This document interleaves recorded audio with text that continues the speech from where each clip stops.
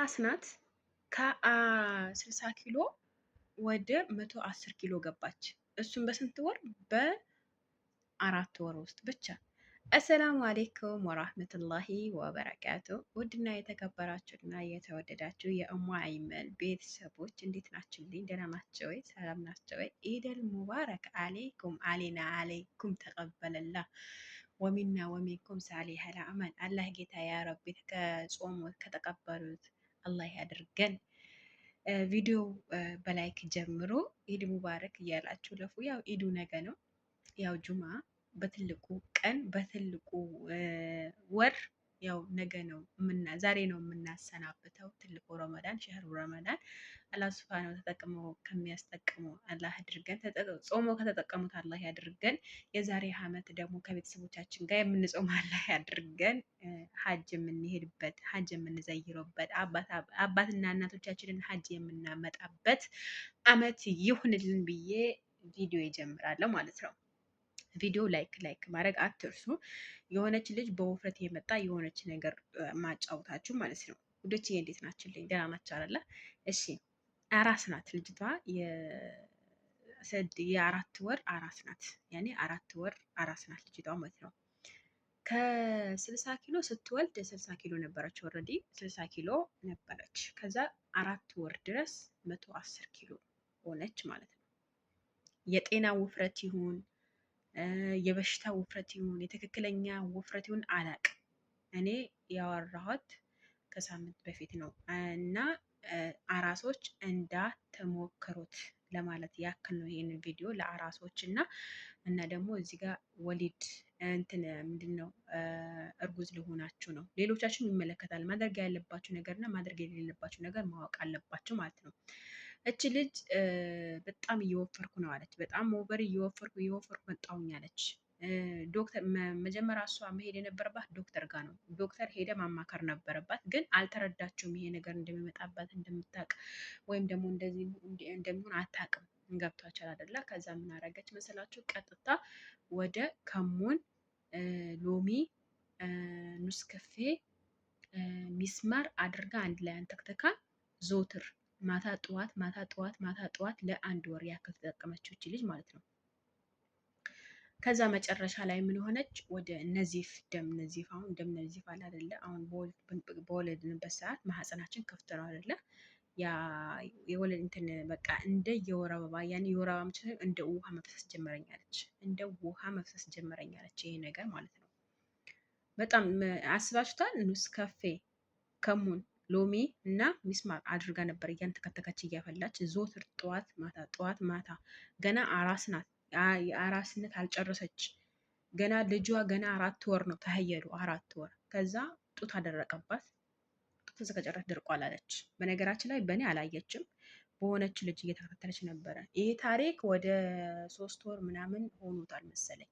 እንደዛ ነው ያለችኝ እሷ ማለት ነው። ምክንያቱም አንቺ ጋር አይደለም እኔ አንቺ እንደ አጋጣሚ እንደዚህ ስትሰሪ እንደዚህ ስታመካክሬ ሰምቼ እኔ ደግሞ የደረሰብኝ ነገር ልንገርሽ ብዬ ነው ያለችኝ እሷ ማለት ነው።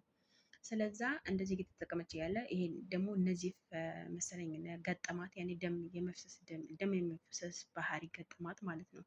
ከዛ ደግሞ የምትመገባቸው ምግቦች አሁን ምሳሌ ከሙን በምትጠቀምበት ሰዓት፣ ቡና በምትጠቀምበት ሰዓት ከምትን ምግቦቹ በደም ይርበኛል አለች። በጣም ይርበኛል አለች እና በጣም ይርበኛል አለች። ያገኘሁት ነገር እበላለሁ አለች። በቀን 3-4 ጊዜ ራሱ እበላለሁ አለች። ምክንያቱም በቃ ያ ከሙኑና ሚስማሩ ያከሳኛል ብላ ስላሰበች ነው ይሁን አላውቅም ብቻ። ከዛ እየተጠቀመች እያለ መጨረሻ ምንድን ነው የማዞር የማቅለሽለሽ ይሄ ደም ነዚፍ። እኔ ደም ማለት በጣም ከባድ ነው በነገራችን ላይ። እኔ እንጃ ብቻ በዚህ ምክንያት ይሁን ምን ይሁን አላውቅም። አራሶች አሁን ምሳሌ አራሶች ምግብ የማይበላ ምግቦች አሉ።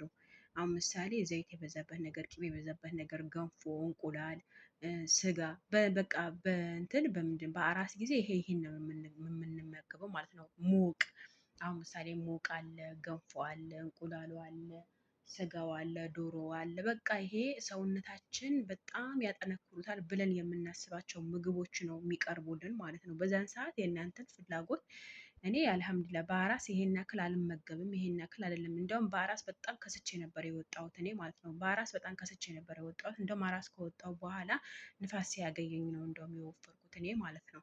ስለዛ ውዶች ማድረግ ያለባችሁ ነገር እናንተ አሁን አራሶች እውነት ሰውነታችሁ መቆጣጠር ሰውነታችሁ እንዳይወፍርባችሁ ማድረግ ያለባችሁ በእናንተ እጅ ነው ማለት ነው። አሁን እቺ ልጅ ይኸው አንደኛ የልጁ ጡት አጣች፣ ሁለተኛ ደግሞ የራሷ ጤንነት አጣች ማለት ነው። ከጤንነቷ አልሆነች ወይ ደግሞ ከውፍረት መቀነሷ አልሆነች።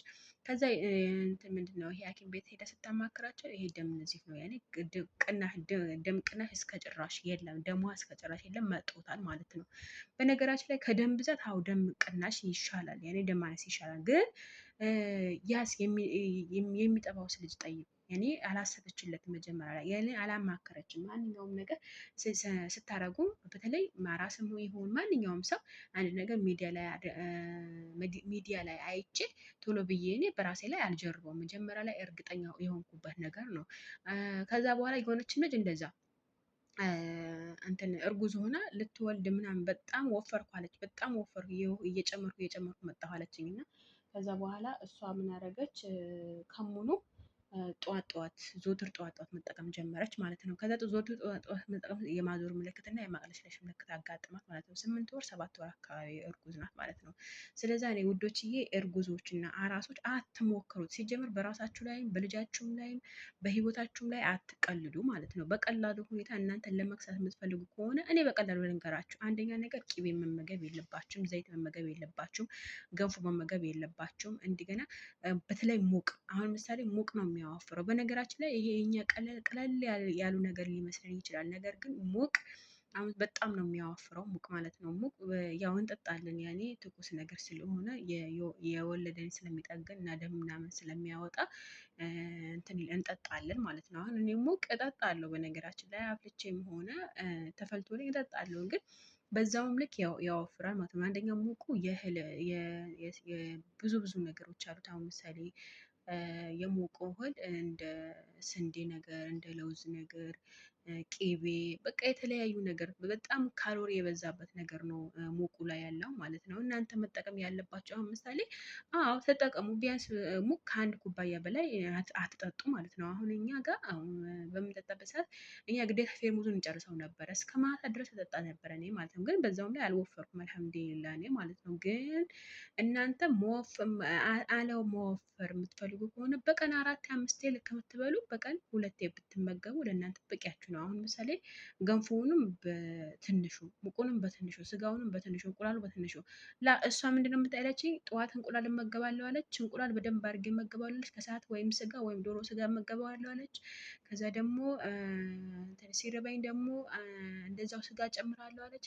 እንደገና አሁንም ይሄ ሙቋ አለ ከጎኗ፣ ከዛ ገንፎ አለ።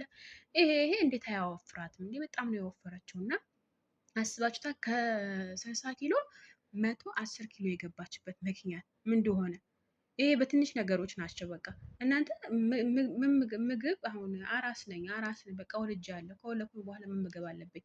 በነገራችን ላይ ውፍረት ለመጨረስ እጅግ በጣም ቀላል ነገር ነው፣ ሴፍ የሆነ ነገር ነው። እና ውዶች ተጠንቀቁ ለማለት ያክል እወዳለሁ።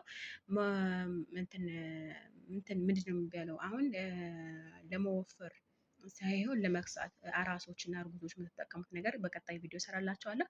መልካም ቀን ተመኘሁላችሁ። ሰላም አለይኩም ወራህመቱላሂ ወበረካቱ። ቪዲዮውን ላይክ አድርጉ።